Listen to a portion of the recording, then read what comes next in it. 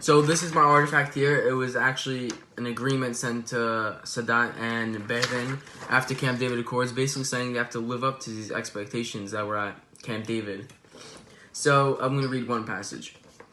Both parties are agreed that they are and remain firmly committed to the Camp David Accord and process, and are convinced that they offer an only viable path toward comprehensive peace in the Middle East. Both are determined to see the process through to a successful conclusion, regardless of temporary difficulties that may arise along the way. Basically saying that peace has to be kept throughout the whole Middle East, which obviously isn't true today. 30 years of conflict. In 1947, the United Nations voted to divide the British-controlled Palestinian territory into two countries, Israel and Palestine. Arab countries hated the fact that the former Palestinian territory would become two states. War immediately broke out, which would be between Israel and a military coalition of Arab nations like Jordan and Egypt. The fighting ended in 1948. Israel became a country while Palestine was not. This led to the Arab-Israeli Wars. This would last for 3 decades. By 1967, Israel expanded to the Sinai Peninsula. In 1970, Anwar el-Sadat became the Prime Minister of Egypt, in the midst of an economic crisis. Later in 1973, Sadat attacked Israel in an attempt to regain territory, but Israel remained strong. This war highlighted the need for peace between Israel and the Arab nations. Camp David Accords.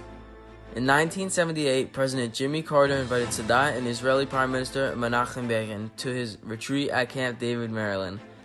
Carter worked with each leader separately to draft 2 dual accord documents in a long 12-day process. The documents mentioned that Israel gave the Sinai Peninsula back to Egypt. In exchange, Egypt would give Israel permission to use the Suez Canal for trade. Egypt also agreed to see Israel as a country. In 1979, Anwar el-Sadat and Menachem Begin signed a permanent peace agreement based on the Camp David Accords. After the agreements, Jimmy Carter showed his appreciation towards both countries by saying, "The dedication and determination of these two world statesmen have borne fruit.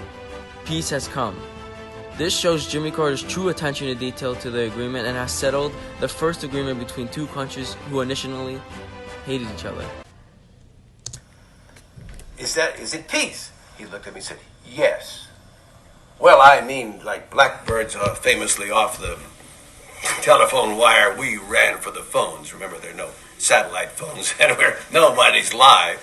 To call in that it's as if a peace treaty agreed to. A great seminal event, certainly in those days. There would have been at least 1, if not 2 more general wars between the Arab nations and Israel if they hadn't had that. And some of my colleagues said to me, well, we knew this all the time. And I said, well, then why didn't you file before I talked to the president? It was just a moment, and I'll never forget it, and Carter seems to remember it too. Effects. The ultimate goal of the Camp David Accords was to establish a framework for peace in the Middle East by formalizing Arab recognition of Israel's right to exist. The significance of these agreements did not go unnoticed. Sadat and Begin won the Nobel Peace Prize in 1978. Israel and Egypt began to trade with one another and became peaceful. But other Arab countries were not happy with this agreement. So the Arab League kicked out Egypt in 1979, but would not be reinstated until 1989. In 1981, an Egyptian extremist assassinated Sadat. Yet this act of violence did not diminish the relationship between Israel and Egypt.